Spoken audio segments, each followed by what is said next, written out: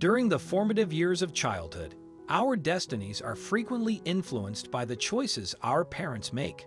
For a particular young girl, her existence underwent an unforeseen transformation when her parents decided upon a course of action that left her feeling untethered. At the tender age of 10, she was abruptly introduced to a completely new existence, transitioning from the vibrant city streets of Chicago to the serene vistas of Montana. At the age of 10, a young girl found herself in a situation where she had no alternative but to reside with her parents' closest friends after her parents announced their intention to embark on a global journey. Transitioning from the vibrant urban life of Chicago, she adapted to the unhurried rural existence in Montana.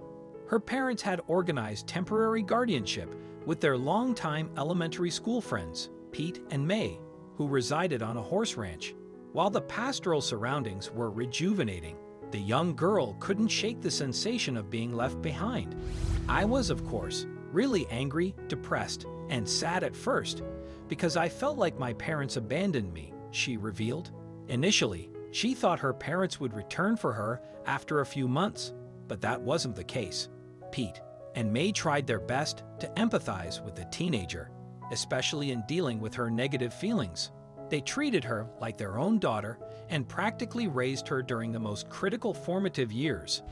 After the first year of the young girl living in Montana, Pete and May realized there'd be a chance that her parents would never come back. They stepped in as her parents, and they became a true family. They taught the girl how to help out with the ranch and how to ride horses.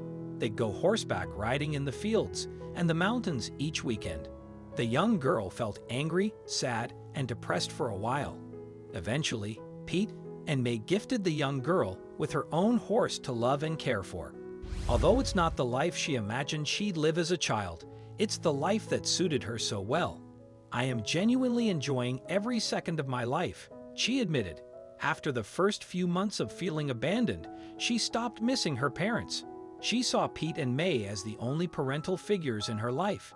Despite this, she'd have semi-regular contact with her parents.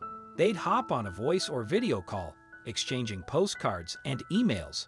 7 years after abandoning her, her parents suddenly wrote that they were done traveling and were ready to pick her up so they could be together again.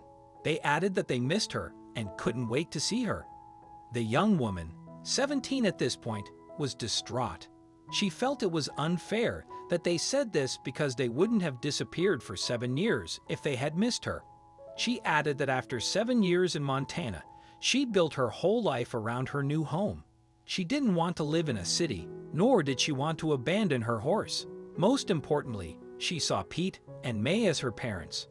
Through the years, Pete and May called the young girl's biological parents to visit her whenever they had time.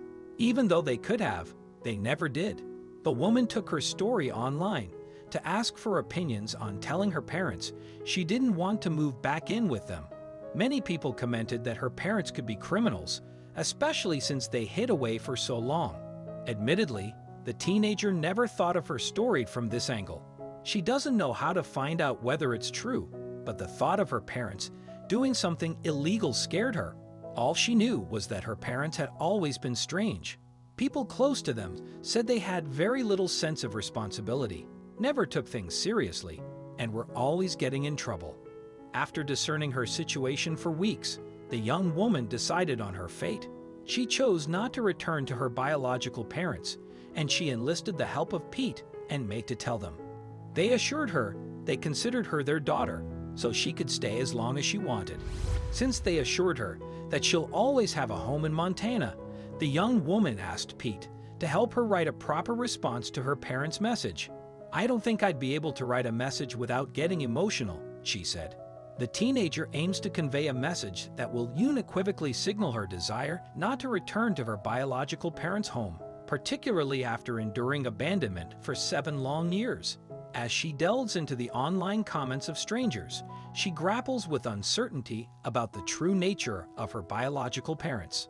Everyone who has read about the girl's predicament senses that there's a deeper narrative beneath the surface, one that remains hidden from the teenager's understanding. They passionately encourage her to trust her instincts and opt for a life with Pete and May, who provided her with unwavering love and care during the times when her biological parents did not.